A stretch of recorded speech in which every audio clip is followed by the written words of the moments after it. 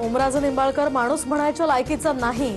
5 खासदारांचं आधीच ठरलेलं होतं, मात्र शेवटपर्यंत थांबून ओमराजेने आपला भाव वाढवून घेतला। आता कपाळावरील गद्दारीचा शिक्का कसा पुसणार? धाराशिवमधून उद्धव ठाकरेंचा सवाल।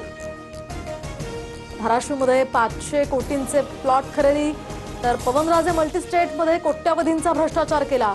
ओमराजेंच्या मागे ईडी लागल्यामुळे पळून गेले। संजय राऊतांचा हल्लाबोल।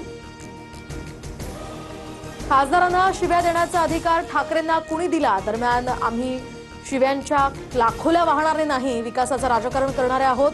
तोंडानं सगळ्यांना बोलता येतं, तुम्ही मैदानात या। श्रीकांत शिंदेंचं उद्धव ठाकरेंना आव्हान। तर विमान प्रवासावेळी मुख्यमंत्री हतबल, आत्मविश्वास पूर्णपणे गमावलेला दिसले। फडणवीस दिल्लीत येतील म्हणून भाजपातनंच त्यांचे पंख छाटण्याचे प्रयत्न सुरू, उद्धव ठाकरेंचा दावा। तर उद्धव ठाकरेंना माझी हतबलता कुठे दिसली? मला पंखच नाहीत, मग माझे पंख कोण छाटणार? मुख्यमंत्री फडणवीसांचं ठाकरेंना प्रत्युत्तर। खंडणीचा कथित व्हिडिओ हा डबिंग केलेला, शासकीय व्यवहाराचा काहीही संबंध नाही। एका व्यक्तीला व्यवहारामध्ये मदत करून न्याय दिलाय। आमदार क्षीरसागरांनी खंडणीचे हे आरोप फेटाळले।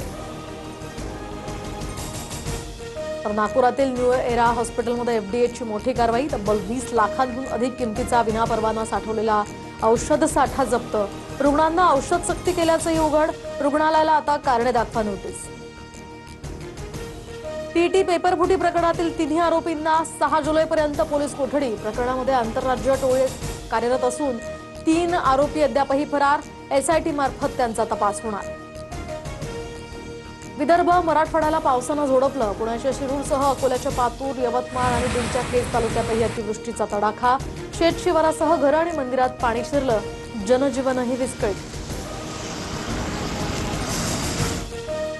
रत्नागिरीच्या चिपळूणमध्येही मुसळधार पाऊस, गटारं तुंबल्यामुळे या ठिकाणी पाणी रस्त्यावर, तर शिवाजी पुतळा परिसरातील मुख्य बाजारपेठेत पाणी साचलं, तर प्रसिद्ध सवतचढा धबधबा सुद्धा प्रवाहित।